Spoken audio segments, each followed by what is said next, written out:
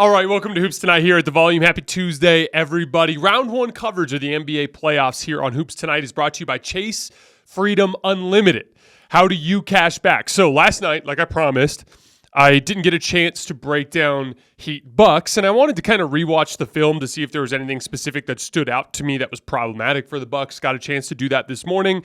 So this morning, we're just going to focus on the current predicament that the number one overall seed, the Milwaukee Bucks, find themselves in, as well as Jimmy Butler and yet another magnificent playoff performance. You guys know the drill. Before we get started, subscribe to the Volume's YouTube channel so you don't miss any more of our videos. Follow me on Twitter at _JasonLT. And if for whatever reason you guys miss one of these shows and you can't get back over to YouTube to finish, don't forget you can find them wherever you get your podcasts under Hoops Tonight. All right, let's talk some basketball. So, I have these overarching basketball philosophies that I talk about a lot on this show. And one of the big ones, and you guys have probably seen this in the way that I rank players, but generally speaking, when I've ranked players, like in our big player rankings that we did this summer, I've had centers pretty far down the list, right? Like I got a lot of people mad at me because I had Jokic and Embiid at 7 and 8 on my list this summer, although I'd probably have both of them a little higher now. But there's a reason why I felt that way. Most of the guards around the league I have pretty far down my list, with the exception of Steph Curry, who's literally the biggest guard anomaly in NBA history. When you're ranking all-time great NBA players, it's a bunch of forwards and centers and Steph Curry. He's the outlier that kind of proves the rule, so to speak. But the guys that I typically have at the top of the list, are bigger, stronger players that either have a physical advantage in height or a physical advantage in strength, that can score from every spot on the floor, can do so on and off the ball, and can create shots for their teammates consistently. That's always the type of player that I have up there. That's why I've always thought very highly of LeBron James. That's why I've always thought very highly of Luka Doncic. That's why I've thought very highly of Kevin Durant over the years. That's why I've always thought very highly of Giannis Antetokounmpo. That specific archetype of player has always been the guy that I think is most valuable in the NBA, especially when you get to the postseason. Jimmy Butler is an interesting kind of case study on that conversation because for whatever reason, he's never been considered in that echelon, and it really just comes down to regular season production. Like, Jimmy made a joke last night. He's like, playoff Jimmy's not really a thing. I'd just be hooping. Well, yeah, but there's a gap. The reality is Jimmy goes from being somewhere around the 15th best player in the league during the regular season, and then you put him in a playoff series, and he can play just as well as the best players in the league. That was an unbelievable performance last night. One of the best playoff performances I have ever seen. I have to really think about it to rank that sort of thing. Maybe that's something we could do over the summer. But, for whatever reason, like that's just a level that he can reach at that stage that a lot of his peers can't. And like I said, it's not the first time. I think he had 2 40-point games in the 2020 NBA Finals last year against the Celtics in the conference finals. Had a bunch of big games, surrounded by some bad games, but he was dealing with some injuries. But he had some big games, including having a 3 that could have sent them to the NBA Finals. Now, if you ask me, Jason, why is it that you think that Jimmy is able to elevate his game on this stage in a way that some of his peers can't? I think generally speaking, that archetype of player has success elevating their game. I think you consistently see the Luka Doncic types, the LeBron James types, the Kevin Durant types, the Giannis types, the Kawhi Leonards, the Jimmy Butlers, those big forwards that have a great mix of offensive skill and playmaking and physical advantages. You see that player go up a level because that is the most valuable. And there's a bunch of specific reasons why. First of all, it is much more difficult to account for a star player from the standpoint of defensive attention with a live dribble 25 feet from the basket than it is operating closer to the rim, where everything's generally more contested. Point being, it's easier to double a Jokic or an Embiid effectively than it is to do so with a guy with a live dribble operating from the perimeter. And when you combine the fact that he can hit pull-up jump shots, and here's the deal, Jimmy Butler shot 28% on pull-up threes this year. And generally speaking in his career, that's been a shot he's been super inefficient at. But he just has the ability through sheer force of will, maybe? I don't know. But for whatever reason, he just suddenly has the ability to knock that type of shot down when the stage is biggest. That specific jump shooting dynamic kind of reminds me of Dwayne Wade. Dwayne Wade was another guy that was a really inconsistent jump shooter. But man, in big playoff games, he always just seemed to make some big ones. I think confidence is a huge part of jump shooting. And I think guys like that are filled with an unwavering sense of confidence seem to be in a rhythm more frequently than other players do. And confidence is a big part of rhythm. But for whatever reason, they're just able to dig down and make those shots. And why that's important is, again, like what makes Jimmy Butler such a devastating playoff player, in my opinion, is a combination of a bunch of factors. One, he has legitimate 3-level scoring on that stage. Regardless of whether or not he has it in the regular season, he has it on this stage. He can hit pull-up threes off the bounce. He can hit jab step threes when you play off of him. When he gets lower in pick and roll, he can hit pull-up 15-footers. He can hit floaters in the lane. He can finish in traffic at the rim. He can draw fouls effectively. You put a smaller defender on him. He can put Drew Holiday on his backside and back him down and hit post-up fadeaways over both shoulders or hook shots over both shoulders. He's got great footwork. He can play off the ball in transition, duck-ins under the rim. He's got a lot of that LeBron James, like, oh, I got a smaller defender on me. Let me just duck in real quick and call for the basketball. I'm going to get a basket or a foul. And then when you combine that with his playmaking, which has always been a super underrated element of his skill set, it suddenly turns him into one of the most effective playoff players that we have in the league. He's also just a big, strong athlete. Generally speaking, players that thrive in physicality end up going up a level when we get to the postseason. I don't think it's a coincidence that Austin Reeves, for instance, is succeeding in the postseason. He's a player that plays with a great deal of physicality in the regular season. LeBron James and Anthony Davis, big, strong athletes, their skill sets have almost completely abandoned them in this playoff series when it comes down to jump shooting and beating people off the dribble and things like that. But they're just big and strong, and they can have a great deal of impact there. Jimmy Butler is a player that thrives in physicality, so his impact goes up a level. I don't know why it is that it's not there in the regular season. I don't know if it's just... And for the record, Jimmy's a great regular season player. He's just not, 27, 7, and 7, which is generally what you get from the other big forward superstars in the league. He's just a tier below that in the regular season, which is going to perpetually keep him in that 10 to 15 range. And for the record, there's some legitimacy to that fact. Like, him being that type of kind of coast a little bit in the regular season type of player actually does lead to seeding issues and, putting yourself in a predicament where you have to go on the road to Milwaukee in the first round to try to win a series. Now, mind you, there was a lot going on from a roster construct standpoint with Miami, but he's not the floor-raising 82-game MVP level superstar. But then you put him in a playoff series and he can play just as well as those guys. This is no longer just a coincidence. This is no longer, he got hot a couple of times.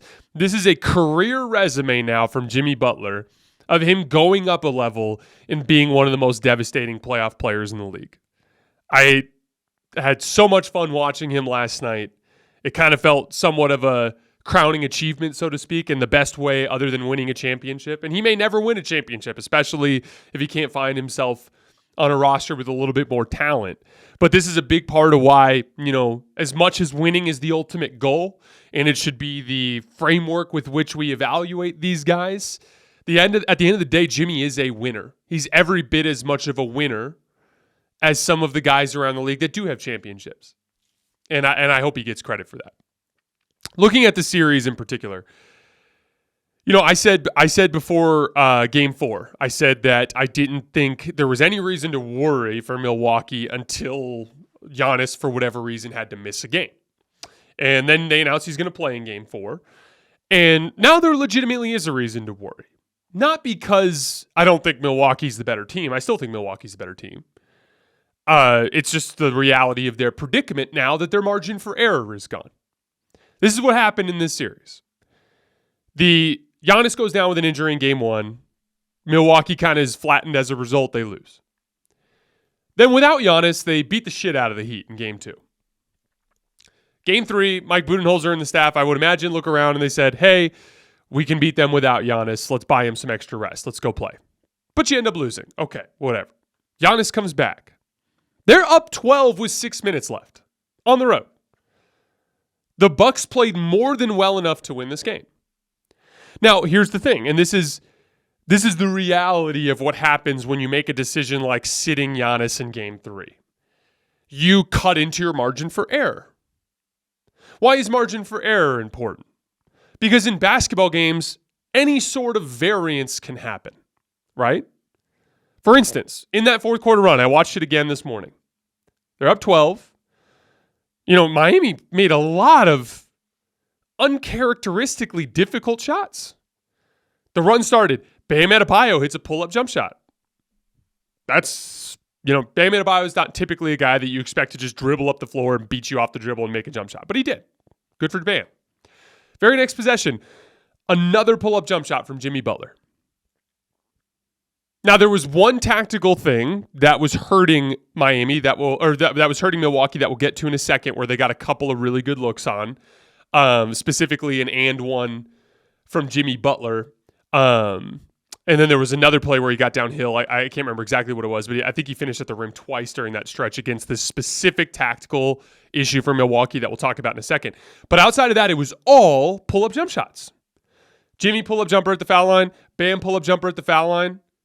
Caleb Martin, a contested jab step 3 in the corner with Giannis's hand in his face. And then Jimmy Butler, who shot 28% on pull-up threes this year, makes back-to-back highly difficult pull-up threes off the bounce. That's what... Look, chances are, same shot diet, you probably win.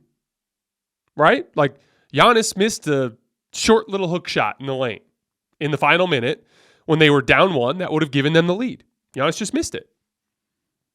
That shot missed, and Jimmy made pull-up threes. Again, that's where the margin for error comes in. You have to account for the fact that on any given night, the other team can just make some shots that they don't normally make, and you can miss some shots that you normally make, and you can lose. I'm not trying to take credit away from Miami. They earned that win. My point is like, they also shot above their shot quality down the stretch. For 42 minutes, Milwaukee was clearly the better team in Miami's home arena, and they were up 12. And normally, if you're up 3-0 or you're up 2-1, you drive home and you're like, they got us. They beat us. Congratulations. You build margin for error by having a lead in the series.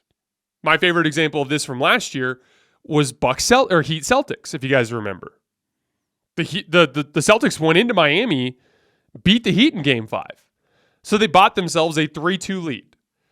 Game 6 was this crazy Bam Adebayo game. Remember, I think he had 30-something. And Bam Adebayo, say what you want about him, he's not the guy that goes and gets you 30. He's just not. But he went and got 30 in Game 6. And the Heat stole a game. But because they had a lead, they bought themselves the margin for error to weather that storm, and then they went into Miami and beat them in Game 7. That's kind of the way I see this sort of thing. You went down 2-1, and then you got the crazy pull-up shooting Jimmy Butler game, which was always on the table. And now you're down 3-1. Now, as of right now, the Bucks are an 11-point favorite, I think, in Game 5. So they're probably going to win. This is why I said, last night, I was going to be looking at FanDuel odds for whether or not Milwaukee can win the series. Because, it really is this simple. You go home and you beat the Heat, which you're going to be a double-digit favorite. You are a double-digit favorite. You should win that game, right? So now it's 3-2. Then you go back to Miami, and you're probably going to be a 4 or 5 point favorite in that game. That doesn't mean you can't win. That's going to be that doesn't mean you're going to win. It's going to be a very difficult game. But if Milwaukee goes into Miami in Game 6 and plays Milwaukee Bucks basketball for 48 minutes, they should win. They have more talent. Not only is this Miami team devoid of size, but they're down 2 additional shot creators. in Tyler Herro and Victor Oladipo. Now, they've been getting a lot of contributions elsewhere. We talked about the Caleb Martin shot. Kyle Lowry was freaking outrageous defensively down the stretch of this game. Containing Chris Middleton, switching on to Drew Holiday to get a key strip and stop at the end. Like, I didn't think Milwaukee's defense or offense was that bad down the stretch. They really did get good looks. The only two plays I didn't like was the play where Drew Holiday isolated Kyle Lowry and got stripped. And then there was another play where they turned it over at the half-court line when Jimmy got the dunk to put them up one. Other than that, Milwaukee ran pretty damn good offense down the stretch. But Chris Middleton missed 2 pull-up jump shots that are like good looks for him, like higher percentage shots for him than some of the pull-up jumpers that Miami made. There was a wide-open 3 for Pat Connaughton in the left corner on a kick-out, I believe, from Giannis, if I remember correctly, that was dead on and just rattled in and out. You know, Giannis misses the little hook shot in the lane. The Bucks played well. They just lost, which is something that can happen in any one-game sample size. But I was like, okay, if the Bucks become a significant underdog, I'd like to bet them because it's just I would put the odds of this series as at about a coin flip right now. I think there's about a 50% chance that Miami wins one of the next 2 games, and I think there's about a 50% chance that the Bucks just win 3 straight. So if I could find the odds to make that a worthwhile bet, I would take it. But it turns out I think Milwaukee's only like plus 120, which is pretty close to a coin flip anyway, and not really a good enough number, in my opinion, to bet. But it's not over for the Bucks. However, they are now at a point where they have absolutely zero margin for error. They absolutely have to play 48 minutes, 48 minutes, 48 minutes of championship-level Bucks basketball because now they cannot afford to be beaten by variance. They need to play 10 to 15 points better than the Heat every night to avoid whatever crazy could happen. One last thing I wanted to talk about was the Jimmy Butler problem. So we did a show yesterday in the morning, our Chase 3-point segment, where we talked about the key adjustments for a bunch of these series. And the main one that I talked about was for this series was Giannis has to guard Jimmy. Drew Holiday is simply not bothering him. They started running Jimmy was really trying to attack Chris Middleton. And one of the tactical things that I didn't like was like, okay, yeah, Chris Middleton is going to struggle a little bit in that matchup compared to Drew. Like there was a play where they got a switch down the stretch where Jimmy drove into Chris Middleton's chest and drew a foul and made it, got an and one. But it was a tough shot. And at least it was heavily contested and against their set defense. There were 2 additional plays down the stretch where they tried to hedge and recover, and as a result, they gave up driving lanes. There was one where, on the left wing, where Jimmy calls for the ball screen, gets Chris Middleton to hedge out, and then as Chris Middleton is recovering, he runs into Drew Holiday, and Jimmy gets a clear driving lane to the left and makes a kick-out pass to Caleb Martin on the right wing, who had just made a 3, and he makes a 3. It's a wide-open 3 for a shooter that was in rhythm and hot, specifically because they tried to hedge and recover with Chris Middleton, and instead of just switching and having Jimmy have to actually beat Chris Middleton off the dribble, he got a wide-open driving lane because Chris botched the hedge and recover, and Drew ran into him. On the first pull-up 3 that Jimmy Butler made, same thing. Chris Middleton brought up into the screen. He hedges. In that gap between when he's recovering and before Drew Holiday can come up, Jimmy steps into a pretty good look from 3 at the top of the key. So he's having plenty of success against Drew. Everything that he's doing with Drew to attack Chris is causing problems. Get Giannis involved. He's wasted elsewhere. Jimmy is not being bothered by Giannis and help at all. But maybe, just maybe, if you have Giannis just hawk him all game long, you can slow him down. The dude's shooting like 60% in the series. And nobody on your roster can guard him except for the guy that I think might be the best defensive player in the league, which is Giannis. You got to try. Yeah, it's a lot to ask. Yeah, he's hurt. Giannis is clearly hurt. I had a lot of Heat fans in my comments yesterday like, oh, you said there's no chance the Heat can beat.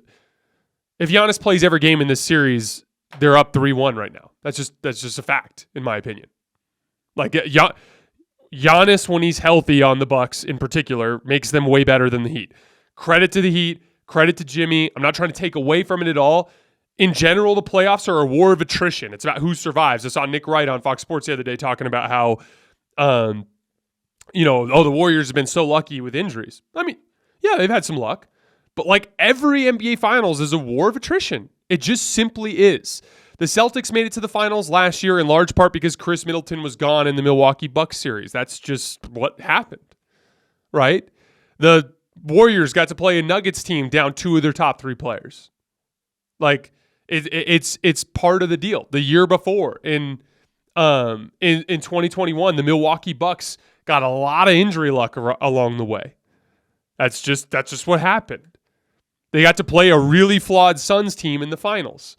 In 2020, the Lakers, Steph Curry, Kevin Durant on their couches, not playing. Bam Adebayo hurts his shoulder. Goran Dragic pulls his groin or whatever. Or I think it was plantar fasciitis. I can't remember exactly what it is, but he had an injury. Like every year, 2019, Kevin Durant and Klay Thompson get hurt. 2018, Chris Paul gets hurt.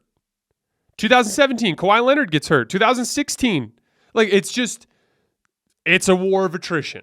So I'm not trying to take away from what Miami did, but like my prediction was based on the fact that Giannis would play the series and be healthy. But it's not over. I'd say, like I said, I'm thinking it's about a 50-50 shot right now. If I had gun to my head pick, I'm going to stick with the Bucks.